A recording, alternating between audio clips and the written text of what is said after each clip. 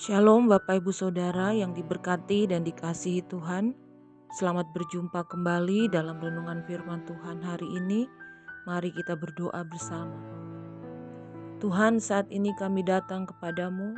Kami rindu hidup kami dipenuhi dengan firman-Mu. Tuhan, kami saat ini hendak mendengarkan renungan firman-Mu. Biarlah firman-Mu menjadi isi hati Tuhan, suara Tuhan bagi kami hari ini. Berkati renungan firman-Mu, Roh Kudus pimpin kami mengerti setiap ayat demi ayat, kata demi kata yang akan kami dengar saat ini. Hanya di dalam nama Tuhan Yesus kami berdoa. Haleluya.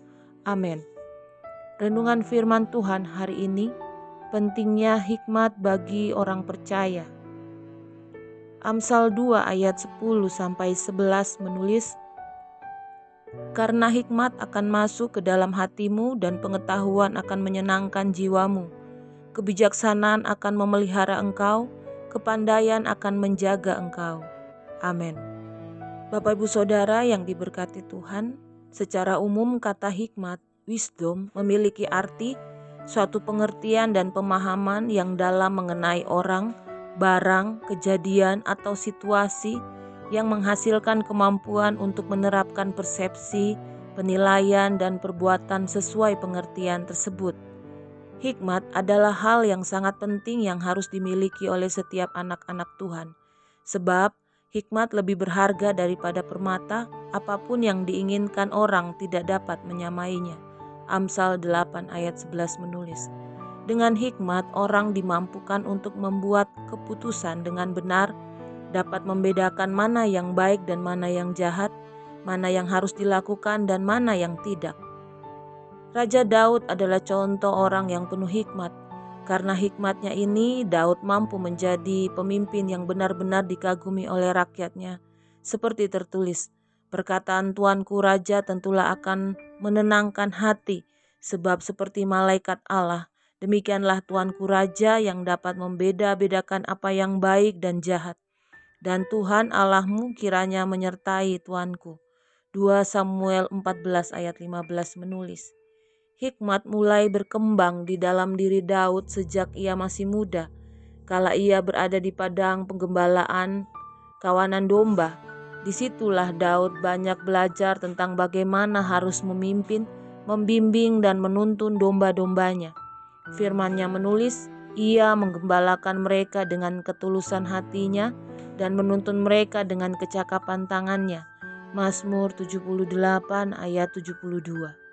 Begitu pula saat melayani di istana Saul, dengan hikmat yang dimiliki, Daud mampu mengerjakan semua tugas yang dipercayakan kepadanya dengan sangat baik. Dari manakah Daud beroleh hikmat? Hikmat yang dimiliki Daud adalah buah dari persekutuannya yang karib dengan Tuhan dan ketekunannya dalam merenungkan firman Tuhan di sepanjang hidupnya. Firman-Nya menulis, "Betapa ku cintai Taurat-Mu, aku merenungkannya sepanjang hari. Perintah-Mu membuat aku lebih bijaksana daripada musuh-musuhku, sebab selama-lamanya itu ada padaku. Aku lebih berakal budi daripada semua pengajarku, sebab peringatan-peringatan-Mu kurenungkan." Mazmur 119 ayat 97-99. Jadi Bapak Ibu Saudara, di dalam Yakobus 1 ayat 5-6 menulis, "Tetapi apabila di antara kamu ada yang kekurangan hikmat, hendaklah ia memintanya kepada Allah, hendaklah ia memintanya dalam iman, dan sama sekali jangan bimbang." Marilah kita bersama-sama meminta hikmat yang daripada Tuhan, agar setiap perjalanan hidup kita berkenan kepadanya. Amin. Mari kita berdoa. Tuhan, saat ini kami datang, kami mohon limpahkanlah hikmat-Mu dalam hidup kami, agar kami benar-benar berjalan di dalam kehendak dan rencana Tuhan, agar setiap keputusan, setiap tindakan, setiap perkataan dan perbuatan yang kami lakukan, semuanya berasal dari hikmat yang Tuhan berikan kepada kami. Kami minta tuntunan Tuhan sepanjang hari ini, biarlah berkat-Mu melimpah atas kami. Berkati para pendengar saat ini, yang berbeban berat, Tuhan berikan penghiburan. yang sedang di dalam pergumulan, persoalan, di dalam nama Yesus Tuhan beri jalan keluar. Yang di dalam kesesakan, Tuhan berikan kelegaan. Yang sedang bergumul dengan pekerjaan, di dalam nama Yesus Tuhan berikan jalan keluar yang terbaik. Yang sedang sakit, Tuhan berikan kesembuhan yang sempurna di dalam nama Tuhan Yesus.